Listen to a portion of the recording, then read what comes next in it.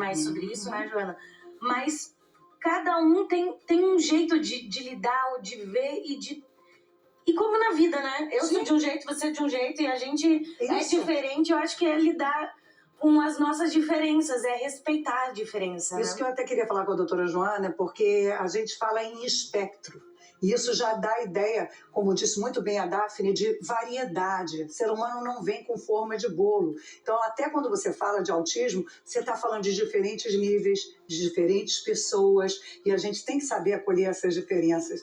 Então, eu queria que você falasse um pouco, né, desde quando a gente começou a tratar isso como espectro, e não como uma coisa só, e por que os números, afinal, vêm aumentando, como a gente comentou há pouco, doutora? Ótimo, Maria. Assim, os números vêm aumentando pelo conhecimento da população, né, sobre o autismo, mas também de acesso aos serviços e, enfim, e também do conhecimento das famílias, né? A informação tem chegado cada vez mais e da capacitação dos profissionais também. Quando a gente fala do autismo, realmente ele é um termo amplo, né? Tanto que a gente chama aí do transtorno do espectro do autismo, onde a gente vai ter indivíduos que têm aí prejuízos cognitivos, são dependentes, né, para as atividades de vida diárias, aí tem desafios da aprendizagem, como indivíduos aí que estão no mercado de trabalho, têm a sua vida autônoma, muitos até moram sozinhos. Então, agora todos eles compartilham um prejuízo da interação e da comunicação social e têm a presença de comportamentos restritos e repetitivos.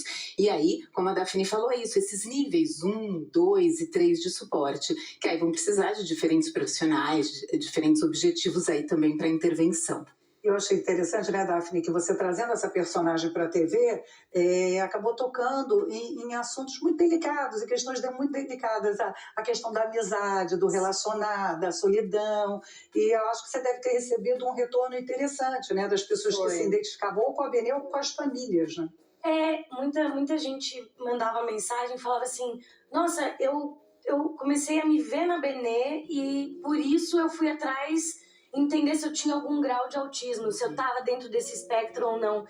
E eu acho que o bonito da Malhação, e depois que a gente trabalhou nas Five, foi crescer com a Benê, né?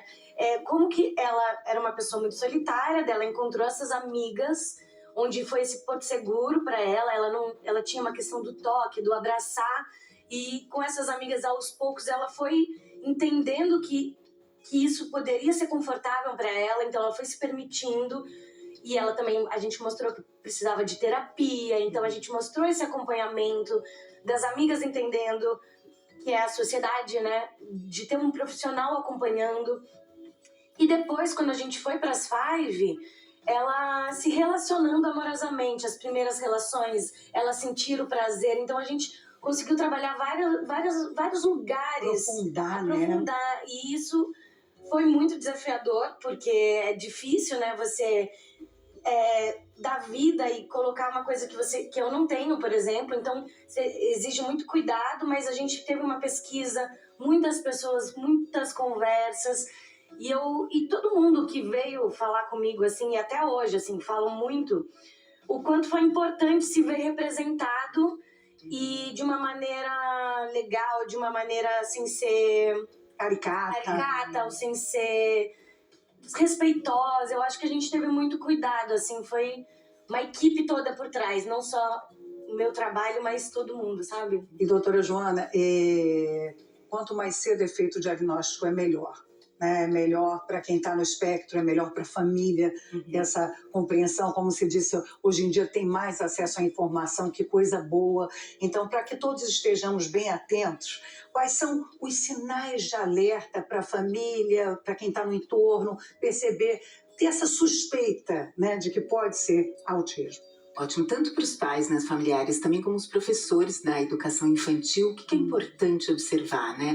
Se essa criança atende ao chamado de uma maneira frequente, se ela olha no olho, mantém esse contato, permanece na interação, nessas brincadeiras, nessas trocas comunicativas, se ela manda beijo, dá tchau, que é o que a gente fala dessa expressão, né, dessa regulação, se ela apresenta comportamentos mais repetitivos, estereotipados, algum movimento corporal que seja repetitivo, brincadeiras, né, assim, com parte de objetos, ou alinha carrinhos, por exemplo, algumas alterações sensoriais, mas claro que a gente fala assim, cada criança pode apresentar, eles podem estar escutando e falando, meu filho tem isso. Isso são sinais. A questão é o conjunto disso, né, de uma maneira intensa, frequente ao longo do tempo.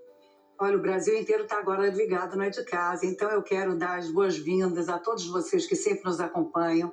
É uma alegria, um privilégio contar com a sua companhia. A gente está falando que essa semana tem sinais de alerta, o que ela deve fazer para ir atrás, né? Porque buscar esse diagnóstico é muito importante, né? Sim, é importante o estabelecimento do diagnóstico é feito pelo médico, né, pelo psiquiatra, o neurologista, o neuropediatra, e aí ele pode contar com uma equipe, né, multiprofissional para auxiliar principalmente no plano de tratamento, que pode ser o fonoaudiólogo, o psicólogo, terapeuta ocupacional, e na rede, né, de saúde pública, né, a atenção primária, as UBSs, né, pensando no estabelecimento do diagnóstico e ali também da intervenção de casos, por exemplo, de nível 1, e aí a gente tem também alguns centros mais especializados, como os CAPSs, né, e os CERS, que são centros também de reabilitação e centros de atendimento psicossociais, onde pode estabelecer o diagnóstico e ter as intervenções. Achei interessante que eu estava vendo uma entrevista sua antiga e que você dizia que a primeira vez que você fez o teste para a Benê, você não sabia que ela tinha essa condição. Então é interessante, que eu acho que foi uma coisa que você... Como assim, gente? Não estou preparada para isso, não... Falei, agora não vai rolar, né? Mas eu acho que o que o Cal Hambúrguer e o Paulo Silvestrini também, eles queriam muito na nossa malhação, era que não viesse com uma coisa... Alguns sinais dos adultos, lembrando que Letícia Sabatella, há alguns anos, né, se descobriu autista de nível 1, depois de 50 anos de idade, né? Então, aí na tela, né, doutora Joana, alguns sinais de alerta de autismo em adultos, para a gente também ficar alerta. Você pode fazer essa descoberta e falar, gente, por que eu tinha tanta sensibilidade a barulho? Por que eu era considerada estranha? Vamos ficar de olhos bem abertos, né, doutora? Exato, e aí essa busca pelo diagnóstico quanto é importante para a orientação da intervenção, né, que hoje a gente tem terapias aí baseadas em evidência, como a comportamental, enfim, então, tanto nas mulheres quanto nos homens, enfim, esse diagnóstico é importante para a orientação. E olha a mensagem que a Tava... Que eu pudesse ser autista, eu nunca fui atrás desse diagnóstico, ele simplesmente aconteceu. Eu estava na terapia porque eu não sabia quem eu era. Eu sabia que quando eu estava com um determinado grupo de pessoas, eu era de um jeito, quando eu estava com outro grupo, eu era de outro, e que, na verdade, eu nunca me senti parte de grupo nenhum. No primeiro momento, o diagnóstico não foi muito fácil de lidar, mas com o tempo eu fui percebendo o quão libertador ele era, porque foi quando eu finalmente pude me encontrar, me reconhecer, me pertencer. Foi como se eu tivesse finalmente voltado para casa. Eu comecei a sentir que eu fazia parte do mundo de alguma forma, da minha forma. Olha, que para você, vamos ter paciência, vamos ter empatia, vamos abraçar essas famílias, não só quem está no espectro autista, mas todos que estão no entorno. A gente tem que ser uma sociedade inclusiva, a gente tem que ser uma sociedade de acolhimento, de amor. Por sinal, é sobre isso que a Páscoa fala, né? Mais do que chocolate, mais do que coelhinho. Então, doutora Joana...